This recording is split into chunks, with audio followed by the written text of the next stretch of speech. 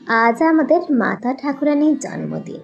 হ্যাঁ, আজকে আমাদের মা শারদামণির জন্মদিন। কেমন ভাবে পালন করেছিল আমাদের মাতা ঠাকুরানী তার জন্মদিনটিকে?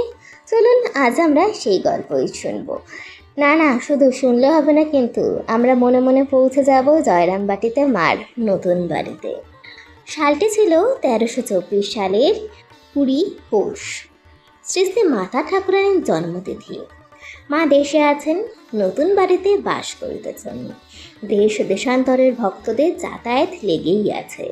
মায়ের স্বতন্ত্র নতুন বাড়ি হওয়াতে ভক্তদের আসা যাওয়া, খাওয়ার, থাকার বিশেষ সুবিধা হয়েছিল।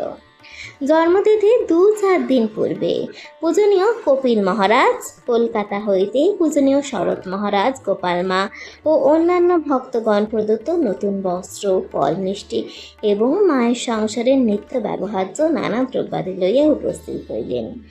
তার মধ্যে স্বামী প্রজ্ঞানন্দ কর্তৃক মায়াবতী হইতে প্রেরিত জনৈক ভুটিয়া ভক্ত মহিলার স্বহস্তে মায়ের জন্য প্রদত্ত অতি মনোরম একটি গালিচাসনের কথাও বিশেষ উল্লেখযোগ্য।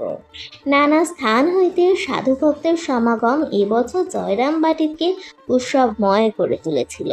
কেহ কেহ এই সময় মায়ের নিকট হইতে গৈরিক ধারণ করিবেন এরূপ অভিপ্রায়ও লইয়া আসিয়াছিল। জন্মতিথি দিন স্নানান্তে নববস্ত্র পরিধান করিয়া সেই নতুন গালিচাসনে বসিয়া মা শ্রী শ্রী ঠাকুরের পূজা শেষ করিয়া নিজের খাটে উপবিষ্ট হইলেন। স্নেহ করুণাপূর্ণ প্রশান্ত মুখমণ্ডল আজ আরো সুন্দর মধুর মনে হতেছিল। প্রথমেই কপিল মহারাজ ভক্তিপূর্ণ হৃদয়ে একগাছি সুন্দর মালা গলায় পরিয়া দিলেন। প্রসাদে মুড়ি জলযোগ করিয়া পরমোল্লাসে ভজন কীর্তনে মত্ত হইলেন। দ্বিপ্রহরে রান্না শেষ হইলে মা শ্রী শ্রী ঠাকুরের ভোগ দিলেন। মা নিত্য ছেলেদের খাওয়াইয়া তারপরে নিজে খেতে বসতেন। আজ ভক্তগণের ইচ্ছা মা প্রথমে ভোজন করবেন, ভক্তগণ পরে প্রসাদ পাইবেন। একজন অগ্রণী হইয়া মাকে এই আকাঙ্ক্ষার কথা নিবেদন করিলেন। তিনি অদ্য আর কোনো আপত্তি করলেন না, নীরবে সায় দিলেন। ঠাকুরের ভোগের পরই নলিনী দিদির ঘরে একান্তে সেই সুন্দর গালিচাসন বিস্তৃত করিয়া থালায় প্রসাদী সমস্ত দ্রব্য সাজিয়া দিয়া তাহাকে আহ্বান করিলে ধীরে ধীরে যেন যন্ত্র চলিত বৎ সেই ঘরে গিয়া মা আসনে উপবিষ্ট হইলেন। করুণাপূর্ণ দৃষ্টিতে সমস্ত দ্রব্য দেখলেন। এটা ওটা একটু আধটু মুখে দিয়া সম্মুখস্থ সন্তানের যে সর্ববিষয় তদারক করিতেছিল মুখের দিকে চাহিয়া অতি কাতরভাবে বলিলেন, ছেলেদের খাওয়ার আগে গলার নিচে যায় না, তাড়াতাড়ি তোমাদের খাবার ব্যবস্থা করো।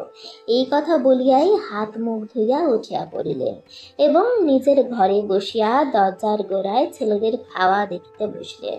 সব ব্যবস্থাই ঠিক ছিল। মুহূর্তের মধ্যেই ছেলেরা খাইতে বসিল। মায়ের প্রাণ ঠান্ডা হইল। যে আহাম্মক অগ্রণী হইতে মাকে আজ প্রথমে ভোজন করিতে সম্মত করিয়া বিশেষ আত্মপ্রসাদ লাভ করিতেছিল, এতক্ষণে তাহার হুঁশ হইল। তাই তো কি কাজ করিলাম, আজ মায়ের খাওয়া নষ্ট করিলাম। নিত্যকার মতো ছেলেদের খাওয়ার ব্যবস্থার আগে করিয়া পরে মেয়েদের সঙ্গে তাহাকে বসাইলেই তো ভালো হতো। তিনি নিশ্চিন্ত হইয়া স্বস্তি মতো খেতে পারতেন। হায়, ঐশ্বর্যের দাস আমরা, এই মাধুর্য লীলার কথা কি রূপে বুঝব? তাহাকে ঠাকুর দেবতা সাজাইয়া পূজা ভোগ রাগের ব্যবস্থা করিয়া নিজেদের ঐশ্বর্য লিসার রসাস্বাদন করি, কিন্তু তিনি সমস্ত ঐশ্বর্যের আবরণ ভেদ করিয়া শুদ্ধ মাধুর্যময় নররূপ ধারণ করিয়াছেন। আমাদের মা হইয়া আসিয়াছেন আমাদের স্নেহ পীয়ূষ ধারা পান করিবার জন্য। এ কথা আমরা বুঝতে এবং বিশ্বাস করতে পারলাম কই।